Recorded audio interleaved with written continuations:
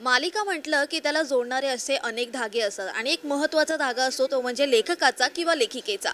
माझ्या नवऱ्याची बायको या मालिकेबद्दल सध्या अनेक अफवा उठल्या होत्या किंवा त्या बातम्या होत्या आणि आता ह्या अफवांवरती खरं उत्तर द्यायला मालिकेची लेखिका आपल्या सोबत आहे. माझी लेखिका म्हटलं पाहिजे मी. रोहिणीजी, खूप खूप स्वागत आहे TV9 वर. पहिला प्रश्न तर हा होता की अनेक अफवा उठल्या होत्या की तुमची मालिकेतून हकालपट्टी झाली आहे आणि खरं तर असंही म्हटलं जात होतं की तुम्ही स्वतःहून मालिका सोडली. तर मग काय खरं आहे? खरं असं आहे की मीच ती मालिका सोडली आहे, काढलं वगैरे नाही आहे. पण अनेक दिवस असं झालं होतं की मालिका ज्या तऱ्हेने चालली होती त्याच्यामध्ये जो काही ट्रॅक चालला होता त्याबद्दल माझं काही वेगळं म्हणणं होतं. मला असं वाटत होतं की आपण मूळ मुद्द्याकडे यावं जो आहे तो, आणि थोडं जे हलकं फुलकं त्याच्यात चॅनलची काही चूक नाही आहे, कारण चॅनलला TRP त्या गोष्टींना येतो. पण मला एक लेखिका म्हणून असं वाटत होतं की फारच थोडंसं जास्तच म्हणजे ती गोष्ट ओढल्या जाते, स्ट्रेच होते आहे, आणि माझे काही वेगळे मुद्दे होते त्याबद्दल. मी थोडं गंभीर तऱ्हेने लिहिणारी खरं तर लेखिका आहे. हा एक नवीनच प्रयोग होता माझ्यासाठी की हलक्या फुलक्या तऱ्हेने हा विषय मांडायचा, कारण आधी मी अवंतिका लिहिली होती जी अतिशय सिरियस तऱ्हेने हा विषय मांडला होता. तर त्यातला सिरियसनेस कुठेतरी या गोष्टीमध्ये असला पाहिजे, ते हास्यास्पद होऊ नये. हलकं फुलकं होणं आणि हास्यास्पद होणं याच्यात फरक आहे.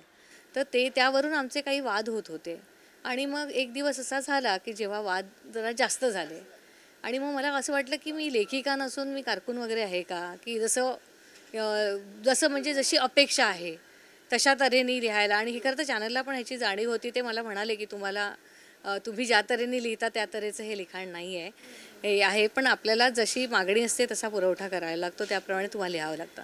आणि 750 एपिसोड झाले, ते खूप काही लिहून झालं होतं.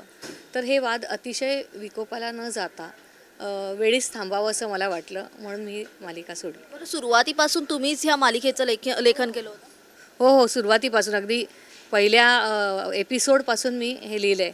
म्हणजे मी नागपूरची स्वतः असल्यामुळे मी नागपूरचं ते बॅकग्राऊंड वगैरे टाकलं असं. तर माझ्या नवऱ्याची बायको या मालिकेचा TRP रेट खूप हाय होता, म्हणजे सुरुवातीपासूनच खरं तर चांगला होता. मग ते तुमच्या पद्धतीने न जाण्याचं कारण काय होतं?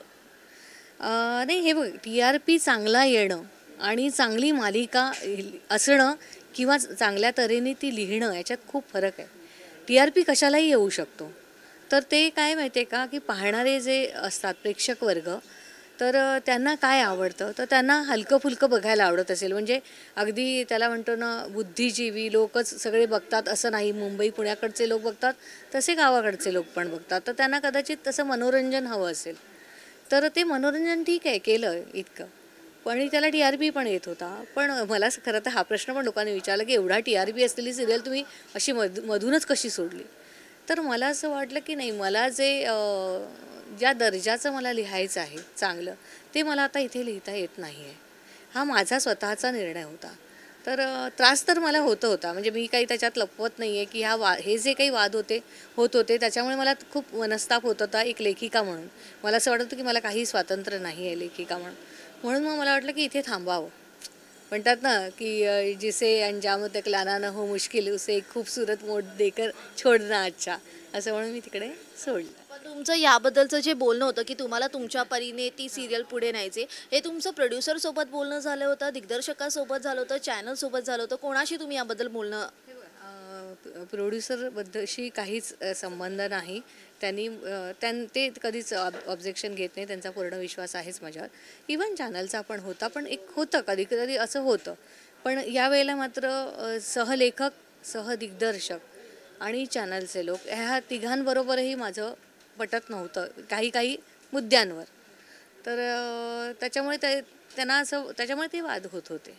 तर याच्यामुळे चॅनलबरोबरच थोडेसे खटके उडाल्यामुळे ही मालिका सोडण्याचा मी निर्णय घेतला आहे एक प्रकारे.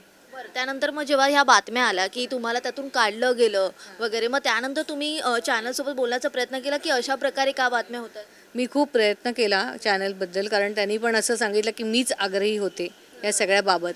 त्याबद्दल मी चॅनलच्या प्रमुखांशी बोलण्याचा प्रयत्न केला, पण त्यांनी काही माझा फोन घेतला नाही. तर ठीक आहे, ते बिझी असतील कदाचित. तर त्यामुळे तुमचं लेखन लोकांना खूप आवडत होतं. मग आता काय प्रोजेक्ट्स आणणार आहे तुमच्या रसिकांसाठी? हो, नवीन एक हिंदी आणि एक मराठी मालिका येते माझी. थँक्यू सो मच रोहिणीताई. खूप खूप शुभेच्छा तुमच्या प्रोजेक्टसाठी. व्हिडिओ जर्नलिस्ट किशोरसोबत प्रणाली कांबळी, TV9 मराठी, मुंबई.